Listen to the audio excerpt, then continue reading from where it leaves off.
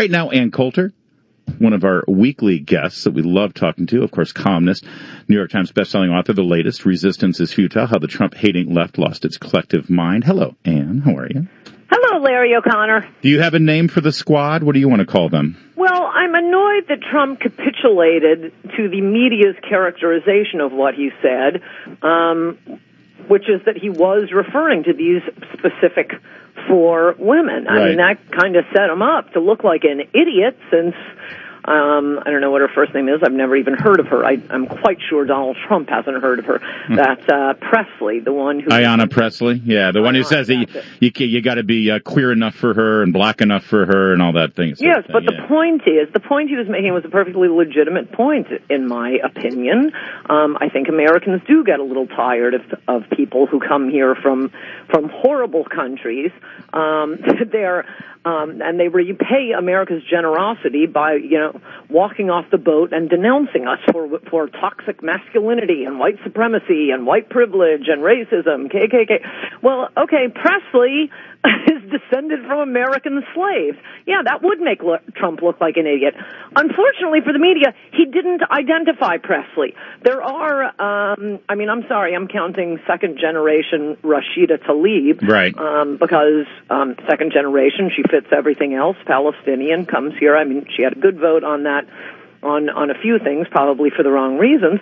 And Ilhan Omar. No, Ilhan Omar. And a Seattle congresswoman from India who absolutely was not born here. And as far as I can tell, I searched Trump's tweets.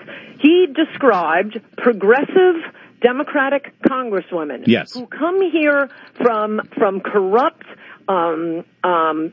failing countries, arrive in America and start browbeating us. I'm paraphrasing. And he says to them, hey, why don't you guys go back, since you have so many great ideas, why don't you go back to your countries, fix them, and then you can return. So he didn't identify these 4.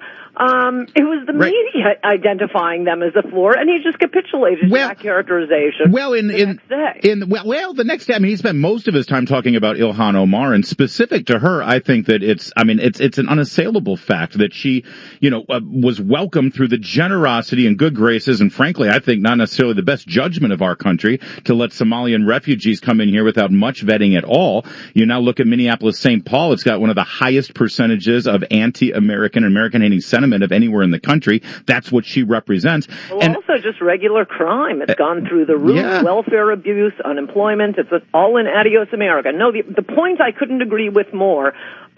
It's the characterization of these 4, including an African-American woman, who, okay, I may not like her politics, but to say that we took her in as an immigrant, it does sound rather stupid, and he should have said, that isn't who I'm talking about. Look at the description here. Yeah.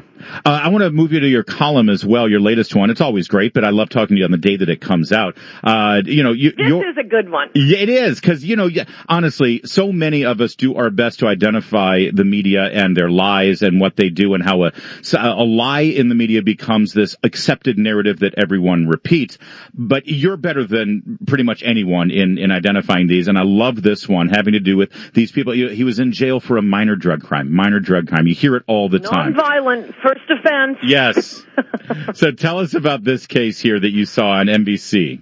Yes, the NBC investigative reporter was talking about what you have heard 1 million times, and our side, and I guess I in particular, don't respond enough to, the idea that our prisons are full of black bodies who are put there for having possession of a single joint. Right. No, that's always a lie. It's never happened. Our prisons we don't have the prison space.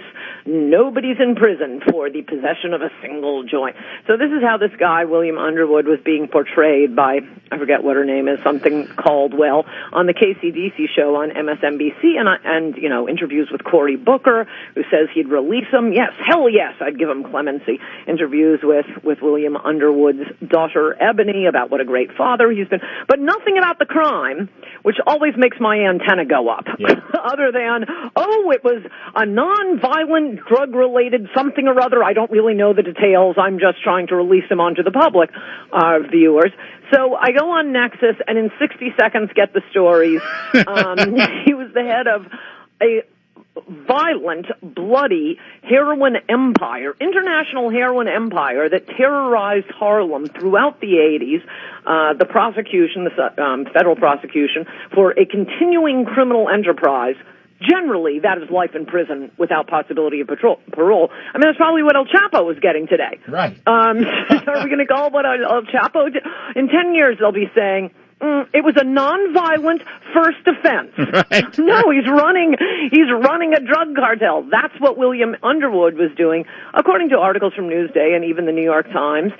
He was, and the jury, he was his drug gang distributing heroin was the jury found responsible for 6 murders.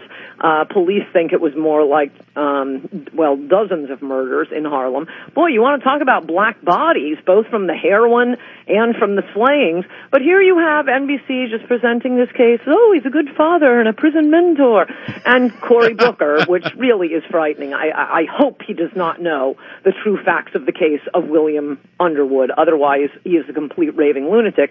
But he has a bill that would allow anyone who's been in prison for 10 years to petition a judge for release, and it would have to be shown why he should stay in jail. Well, that just means the government has to keep re-prosecuting the cases. We have to keep putting it...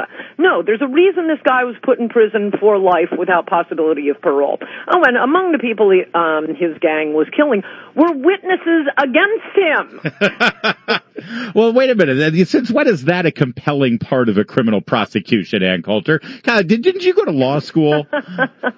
Or a compelling part of a news story trying to spring this guy. Yeah. Thank you for actually doing some research. Not that it took you that long, but it certainly took you longer than anyone NBC News did. That's right. Leanne Caldwell calls herself an investigative reporter, but didn't do the one Nexus search that Ann did. Read her latest column. Ann, always good to talk to you. I know you're a busy person. Good to talk to you. Thanks for joining us. As always, that's the Ann Coulter that we know and love.